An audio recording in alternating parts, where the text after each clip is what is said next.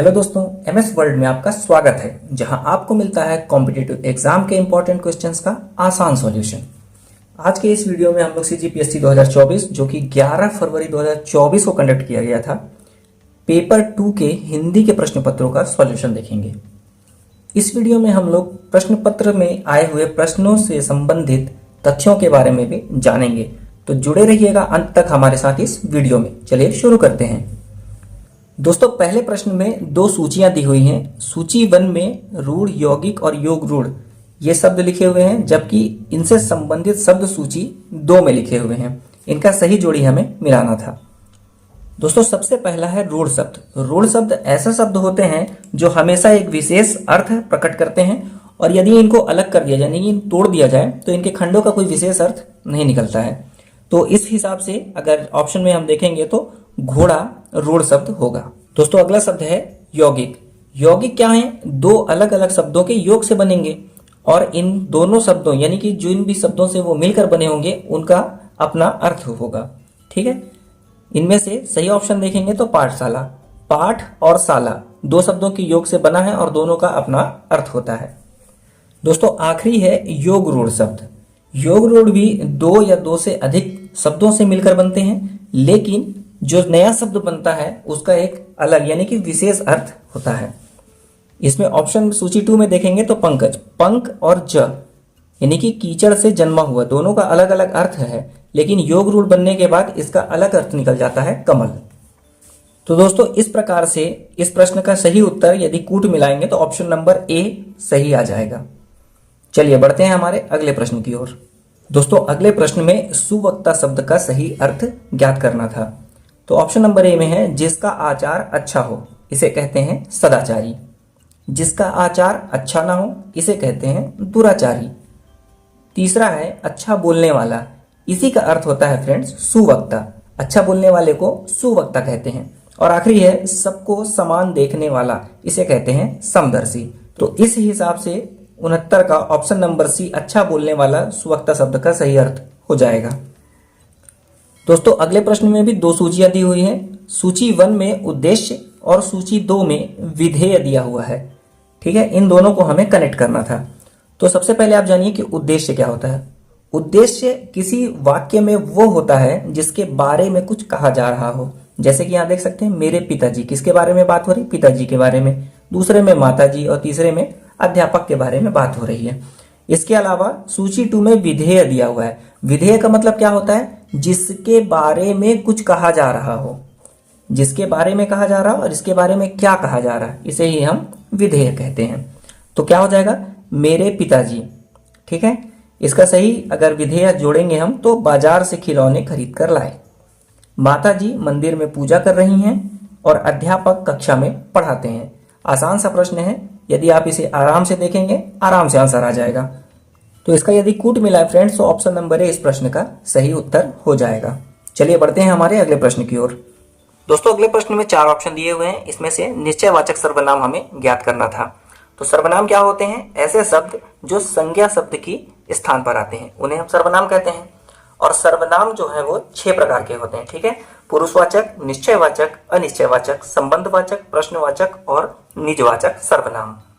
तो दोस्तों, इसमें से ऑप्शन नंबर ए, सामने जो सुंदर मकान दिखाई दे रहा है वह मेरा है, यह निश्चयवाचक सर्वनाम का उदाहरण है। अगला, कुछ आम यहाँ पड़े हैं, ये अनिश्चयवाचक सर्वनाम का उदाहरण है। ऑप्शन नंबर सी, जो सोएगा वो खोएगा, ये संबंधवाचक सर्वनाम का उदाहरण है। अंतिम ऑप्शन, आज तुमने क्या खाया, ये प्रश्नवाचक सर्वनाम का उदाहरण है। दोस्तों, अगला है निजवाचक सर्वनाम। इसका एक उदाहरण आप लिख सकते हैं कि आप अपना काम खुद कर लो, ये निजवाचक सर्वनाम का उदाहरण है। एक और बचता है पुरुषवाचक सर्वनाम। इसके उदाहरण आप कमेंट बॉक्स में हमें बताइए। दोस्तों, अगले प्रश्न में अंग्रेजी भाषा के शब्द रिपोर्ट का सही हिंदी अर्थ हमें चुनना था।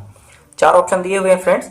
इसमें रिपोर्ट का जो सही उत्तर होगा वो होगा प्रतिवेदन। प्रतिवेदन का अर्थ होता है रिपोर्ट।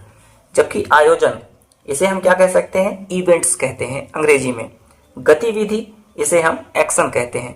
और डी यानी कि तथ्यात्मक, इसके लिए फैक्चुअल शब्द होता है। दोस्तों, अगले प्रश्न में मृषा शब्द के सही अर्थ को चुनना था। तो फ्रेंड्स मृषा, इसका अर्थ जो होता है वो होता है मिथ्या यानी कि झूठ। तो इस हिसाब से इसका सही उत्तर ऑप्शन नंबर बी हो जाएगा। जबकि कुंजन, इसका सही अर्थ होता है हाथी। रण यानी कि युद्ध या लड़ाई। इसके अलावा भूप, इसे हम क्या कह सकते हैं, राजा। दोस्तों अगले प्रश्न में दो सूचियां दी हुई हैं। पहले सूची में पुरुषवाचक सर्वनाम के 3 भेद दिए हुए हैं और सूची 2 में उन भेदों से संबंधित उदाहरण दिए हुए हैं। तो इन भेदों से इनका सही संबंध हमें ज्ञात करना था। तो दोस्तों इसे आप आसान भाषा में समझ सकते हैं।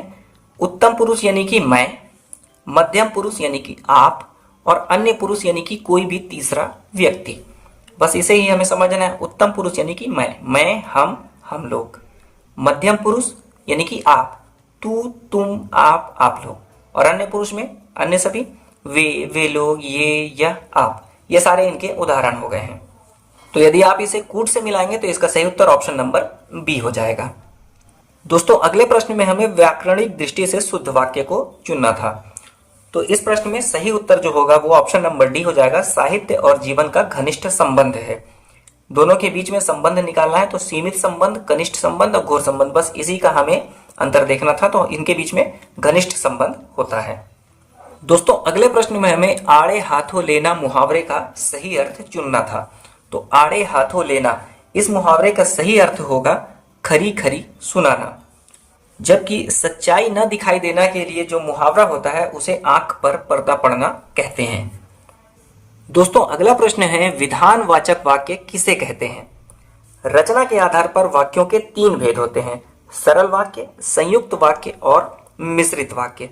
जबकि अर्थ के आधार पर वाक्यों के 8 प्रकार होते हैं। इनमें जो विधानवाचक वाक्य होता है तो जिन वाक्यों से किसी क्रिया को करने अथवा होने का बोध होता है इसे हम विधानवाचक वाक्य कहते हैं। इसके अलावा जिन वाक्यों से किसी कार्य के न होने का बोध होता है इसे हम निषेधवाचक वाक्य कहते हैं। जिन वाक्यों में कार्य के होने में संदेह का बोध होता है उसे हम संदेहवाचक वाक्य कहते हैं। और जिन वाक्यों द्वारा वक्ता की आशा, इच्छा अथवा आशीर्वाद का बोध होता है उसे हम इच्छावाचक वाक्य कहते हैं। दोस्तों अगला प्रश्न है पूर्वी हिंदी के अंतर्गत कौन सी बोलियों का प्रयोग होता है। दोस्तों हिंदी के क्षेत्र में हिंदी की मुख्यतः 17 बोलियां बोली जाती हैं जिन्हें 5 बोली वर्गों में बांटा गया है। 5 बोली वर्ग कौन कौन से हैं? पश्चिमी हिंदी, पूर्वी हिंदी, पहाड़ी हिंदी, बिहारी हिंदी और राजस्थानी हिंदी। तो इसमें जो ऑप्शन नंबर ए है अवधी, बघेली और छत्तीसगढ़ी, ये जो है पूर्वी हिंदी का उदाहरण है। मारवाड़ी, मेवाड़ी, मेवाती और डकौती, ये जो है राजस्थानी हिंदी के उदाहरण हैं। ब्रज, खड़ी बोली और हरियाणवी, ये पश्चिमी हिंदी के उदाहरण हैं।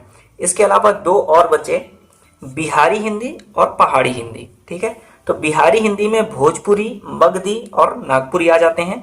और पहाड़ी हिंदी में कौन कौन सी बोलियां आती हैं इसे आप कमेंट बॉक्स में बताइए। दोस्तों अगला प्रश्न है थोथा चना बाजे घना लोकोक्ति का सही अर्थ चुनना है। तो इस प्रश्न का सही उत्तर होगा आडंबर युक्त व्यक्ति इतराता बहुत है।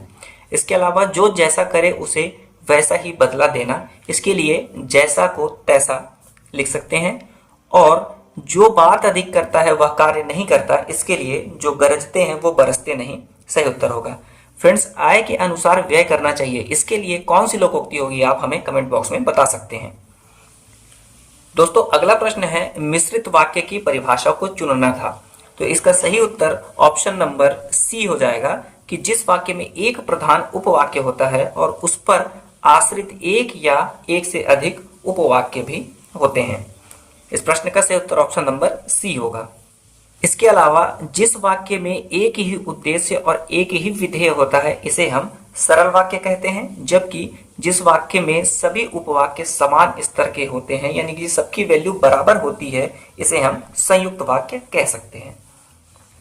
तो दोस्तों ये था CGPSC 2024 में आए हुए हिंदी के प्रश्नों का उत्तर। दोस्तों ये वीडियो आपको कैसा लगा हमें कमेंट बॉक्स में जरूर बताइएगा। वीडियो अच्छी लगी हो तो लाइक करके इसे ज़्यादा से ज़्यादा शेयर कीजिए। किसी भी प्रकार की क्वेरी या फीडबैक के लिए आप हमें कमेंट बॉक्स में संपर्क कर सकते हैं। वीडियो को अंत तक देखने के लिए बहुत बहुत धन्यवाद। Thanks for watching and be connected.